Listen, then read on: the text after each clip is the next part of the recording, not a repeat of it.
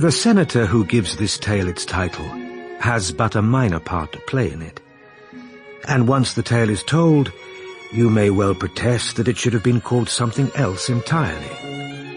But I like the title, and I'm keeping it. Though the senator lacks a leading role, he's of some significance in the story, not least as an observer of English ways. It is as such, indeed, that he's come to England. He wishes to learn about the state of our nation. The plan, Mr. Go-to-Bed, is to spend 2 weeks in town. 2 weeks? Fine. And then we'll go down to Bragton Park. Which is? Near Dillsborough. Bragton's your home now, is it? Yes, it's been the family seat for centuries. But I've hardly set foot in the place since I inherited it. Work in the Foreign Office has rather kept me away. We have arrived in London in the autumn of 1874. We are in a cab on our way to the Langham Hotel. The American is Mr. Elias Go-to-Bed. The Englishman is Mr. John Morton, until very recently Secretary of the Legation in Washington, and now on 4 months' leave of absence. Mr. Morton is a solid, virtuous man, known to his Foreign Office colleagues as the Paragon. Excuse me, what is that object? Sorry? The large red cylinder on the corner. I've noticed one or two before. That's a pillar box. A receptacle for letters that require posting. Right, a pillar box. Well, splendid. So, tell me, Mr. Morton, who shall I meet when we go to Bragton? Is there a large tribe of Morton relations to be found there? No, afraid not. The house is empty at present. I have a cousin, Reginald, somewhat older than myself, but he lives in the other, smaller family home. I'll see him, shall I? I would hope so. Can't be sure. Haven't seen him myself for more than 20 years. Good Lord. Have you quarreled? No, not really. There was a quarrel, a lawsuit, indeed, which was undertaken on my behalf by my grandmother, both my parents being dead. The lawsuit was over property, I guess. Yes. The smaller house, Hoppet Hall in particular.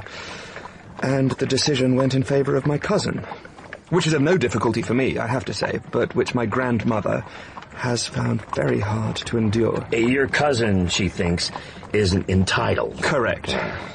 He was born out of wedlock.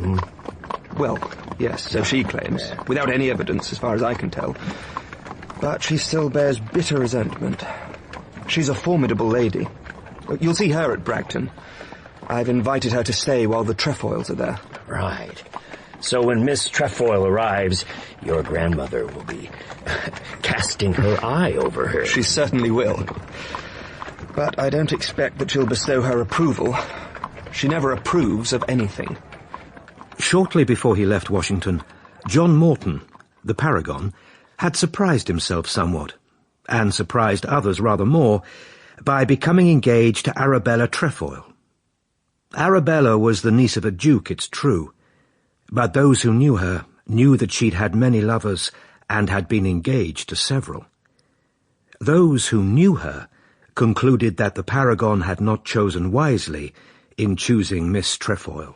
So, my dear, are you glad to be back in England? I'm glad to be back on dry land. And are you glad, I wonder, about your choice of husband? You spotted him, Mamma. True. He was the last man in the world that I'd have considered myself. He's quiet, pleasant, dull, but he has a sort of status, I suppose. Diplomats do have status, do they not? And he harbours no special vices, as far as I can tell. No, my dear. There's a degree of doubt, though, about the money. I believe he has some, Mamma. If he had none, Arabella, I wouldn't have suggested him. But you see, since we've returned, I've made further inquiries, and I find that Mr. John Morton is beginning to disappoint me. It seems that such money as he has, he intends to be careful about. Settlements, the allowance, life insurance, residence in town, he refuses to be drawn on such matters. I'm not at all sure that it will do. It must be pointed out in the daughter's favour that she was not addicted to pleasures, or even to money, except that it could buy diamonds. Sample complete. Ready to continue?